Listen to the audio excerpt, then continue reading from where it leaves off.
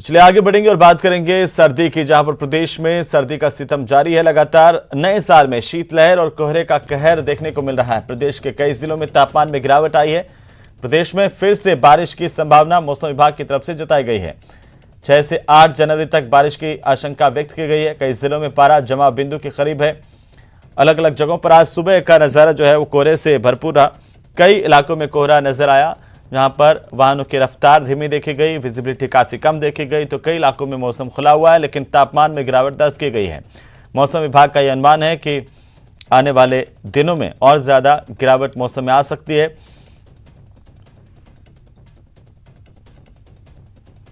अलग अलग जगहों से ज्यादा जानकारी के साथ हमारे सहयोगी जुड़ चुके हैं। अशोक शर्मा श्रीगंगानगर से हमारे साथ जुड़े हैं, प्रतीक सोलंकी हमारे साथ हैं, सिरोही से श्रीकांत व्यास हमारे साथ हैं, जैसलमेर से और संदीप हुड्डा हमारे साथ सीकर से जुड़ गए हैं।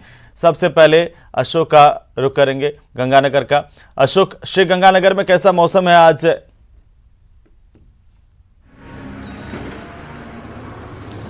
देखिए हेमंत, श्रीगंगानगर में जो रातें हैं वो वाकई काफी ठंडी हो रही है, क्योंकि रात के समय जो तापमान है लगातार गिर रहा है और 5 डिग्री सेल्सियस के आसपास ही बना हुआ है, जिसकी वजह से रात के समय जो गलन और तेज ठंड का एहसास होता है उससे श्रीगंगानगर वासी खासे परेशान होते हुए दिखते हैं। और यही वजह है कि जो अगले दिन का जो रूटीन होता है लोगों का, श्रीगंगानगर वासियों का काफी लेट शुरू होता है। अभी देखिए लगभग 8:30 बजे का टाइम है, लेकिन मैं आपको यहाँ का नजारा दिखाऊं तो देखिए पूरी तरह से श्रीगंगानगर का जिला मुख्यालय है वो बिल्कुल खाली है, क्योंकि लोग सड़कों पर है ही नहीं। लोगों का जो रूटीन होता है वो काफी लेट शुरू होता है। लोग अक्सर जब तक घर से बाहर नहीं निकलना पसंद करते, जब तक बहुत जरूरी काम ना हो या फिर पूरी तरह से धूप ना खिल जाए। हालांकि पिछले 2 दिनों से जिस तरह से लगातार दिन के समय जो तेज धूप खिल रही है उससे जरूर थोड़ी सी राहत मिलती हुई दिखाई दे रही है। और जो दिन का तापमान है वो भी बढ़कर लगभग 20 से 22 डिग्री सेल्सियस के आसपास दर्ज किया जा रहा है। तो निश्चित तौर पर दिन के समय तो हेमंत जी उन्हें काफी राहत मिलती हुई दिखाई दे रही है श्रीगंगानगर वासियों को, लेकिन जो रात का समय है वो बड़ा ही कष्टकारक। बिल्कुल अशोक, बने रहिए हमारे साथ। मैं फिर से आपका रुख करूंगा। प्रतीक सोलंकी हमारे साथ सिरोही से हैं। प्रतीक,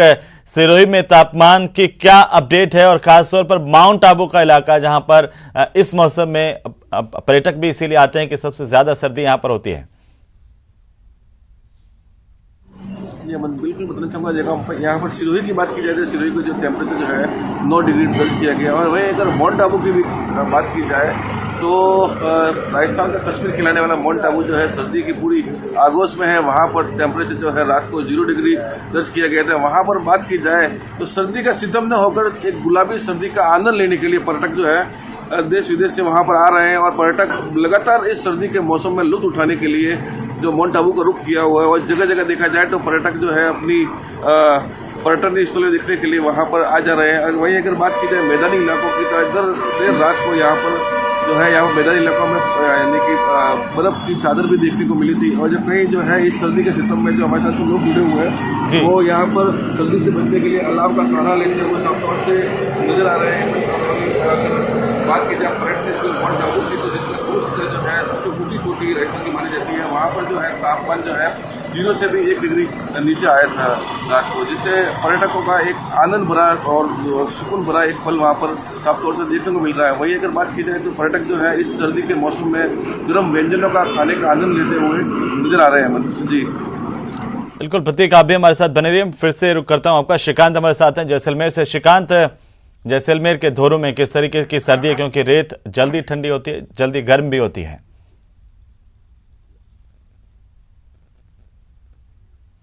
जी मैं आपको बता दूं कि जैसलमेर में सर्दी हो या फिर गर्मी, उसका पारा जो है वो अलग ही रहता है। क्योंकि मरुधरा का जैसलमेर जब गर्मी पड़ती है तो अधिक गर्म और सर्दी में सबसे अधिक ठंडा रहता है। इसी का कारण है कि सर्दियों में इन दिनों पर्यटक जैसलमेर आना पसंद करते हैं। लेकिन इन दिनों पड़ रही थी कि सर्दी से पर्यटक जैसलमेर में तो है, लेकिन जब तक सूर्य देवता दर्शन ना दे पर्यटक अपने होटलों से रिजोर्टों से बाहर भी नहीं आते। इस वक्त मैं जहाँ खड़ा हूँ वो रोड होटल और रिजोर्ट कॉम्प्लेक्स की रोड है और यहीं से सम मखमली धोरों का रास्ता भी गुजरता है, लेकिन लोग नहीं नजर आएंगे। मैं आपको तस्वीरें दिखाना चाहूंगा कि हल्का कोहरा जरूर है, कोहरा बड़ा दूरी पर है, विजिबिलिटी रेट भी अधिक है, लेकिन वही बात करें अगर तीखे तेवर की तो सर्दी अपने तीखे तेवर दिखा रही है। और सूर्य देव ने आज भी दर्शन जो है सुबह से नहीं दिए।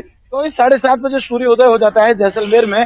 पहली किरण जो है वो सोनार किले पर पड़ती है और वही इसे फेमस भी करती है। लेकिन इन दिनों सर्दी नहीं, बादल जो है उनकी भी आवाजाही लगातार जारी है। सूर्यदेव और बादलों के बीच की जो लुका छिपी का खेल है वो भी लगातार जारी है और आने वाले दिनों में 4 से 6 तारीख तक जो है वो मावठ की बारिश के जो है वो संभावना जताई जा रही है, क्योंकि वेस्टर्न डिस्टेंस जो चल रहा है, पश्चिमी विक्षोभ जो चल रहा है, उसको लेकर तस्वीरें जो है वो साफ देखने को मिल रही है कि बादलों की आवाजाही आने वाले दिनों में बारिश के साफ संकेत कर रही है। इस तरफ मैं आपको दिखाना चाहूंगा कि एक जो है वो डेयरी लगी है, उसके पास चाय का काउंटर है और वहां पर भी लोग जो है वो दुबक कर चाय पीते हुए नजर आ रहे हैं, क्योंकि लगातार जो है इस सर्दी ने लोगों को परेशान किया है। लेकिन श्रीकांत, आज थोड़े आसमान में बादल है तो लगता है कि तापमान थोड़ा सा बढ़ा होगा, थोड़ी राहत मिली होगी आज लोगों को। मैं आपको बता दूं कि कल सूर्यदेव निकले थे लेकिन आज नहीं निकले। राहत सिर्फ कोहरे से मिली है गाड़ी चलाने वालों को, वाहन चालकों को परेशानी का कम सामना करना पड़ा है, लेकिन सर्दी तो है। कुछ लोग हैं उनसे बात करते हैं। सर, कैसी सर्दी है जैसलमेर में, किस तरह का मौसम है? Very good weather, pleasant, great city, enjoying the weather. लोग जो है इस सर्दी को भी एंजॉय कर रहे हैं। यहाँ पर कुछ चाय विक्रेता है, उनसे भी बात करते हैं। भैया, कैसी सर्दी पड़ रही, कितने बजे आते हैं सुबह? सुबह 6:30 बजे आता हूँ। बहुत ठंडी ज्यादा है, इसलिए चाय की भीड़ कम है, भीड़ भड़ाका कम हो गया। कोहरा भी छाया हुआ है, धूप नहीं निकल रही है, कल भी निकली थी, आज वो तो नहीं निकली है, इसलिए। बिल्कुल श्रीकांत, आप चाय का आनंद लीजिए और एंजॉय कीजिए सर्दी के साथ जो यहाँ पर सैलानी आए हुए हैं। और मैं वापस से आपका रुख करूंगा, लेकिन उससे पहले दर्शकों को हम लिए चलते हैं सीधा शेखावाटी में, जहां पर सीकर से हमारे सहयोगी संदीप हुड्डा हमारे साथ हैं। संदीप, शेखावाटी का सीकर का हाल आज का क्या है, कैसे नजारे हैं?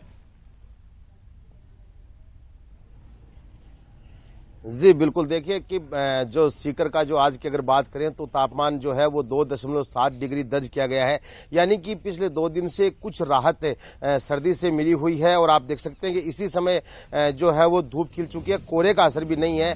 इसके साथ साथ जो कल भी जो हल्के बादल थे उसकी वजह से तापमान में बढ़ोतरी हो रही है, तो यूं कहा जा सकता है, क्योंकि जो नए साल का आगाज हुआ था उस दिन जो 0 डिग्री तापमान था, उसके बाद अगले 2 दिन में लगातार अब जो है वो बढ़ोतरी हुई है, तो कुछ हद है जो सीकर में फिलहाल राहत की बात है। लेकिन अगले कुछ दिन की बात करें तो कुछ ऐसा अंदेशा जताया जा रहा है कि अगले 1-2 दिन में फिर से मावठ हो सकती है और उसके बाद एक बार फिर से जो सर्दी का असर बढ़ेगा। लेकिन फिलहाल क्योंकि पिछले जो दिसंबर का महीना था वो बहुत ही मुश्किल बना रहा था और -5 डिग्री तक तापमान चला गया था, लेकिन अब पिछले 2 दिन से जो है वो हल्की राहत है। जी लेकिन संदीप, शेखावाटी में पारे की जो गिरता है जैसे ही और उसके बाद पाला जो पड़ता है वो किसानों के लिए बड़ी मुसीबत पैदा करता है। इस बार की सर्दी में और पाले को लेकर के क्या कुछ संभावना है, कोई जानकारी मौसम विभाग की तरफ से दी गई है?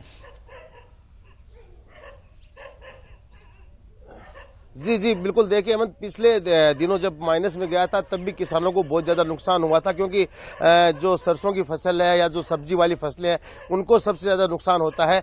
और अब एक बार फिर अगर जैसे माउट होती है और उसके बाद अगर मौसम साफ होगा तो ये तय माना जा रहा है कि 10 जनवरी के आसपास जो है वो पारा एक बार फिर माइनस में जाएगा। ऐसा यहाँ के जो हमारे कृषि वैज्ञानिक हैं, यहाँ के जो मौसम वैज्ञानिक है वो बता रहे हैं कि 10 जनवरी से आसपास या उससे पहले जो पारा एक बार फिर से माइनस में जाएगा। तो अगर फिर से माइनस में जाता है तो अब किसानों के लिए काफी मुश्किल हो जाएगा, क्योंकि पहले ही सब्जी वाली फसलों को बहुत नुकसान हो चुका है और अब एक बार फिर सरसों और जो अन्य फसलें उनको भी जो है बड़ा नुकसान होगा। जी चलिए, बहुत बहुत शुक्रिया संदीप शेखावाटी का हाल बताने के लिए। और श्रीकांत, आपका भी बहुत शुक्रिया जैसलमेर का हाल बताने के लिए। प्रतीक सोलंकी, आपका सिरोही का हाल बताने के लिए शुक्रिया।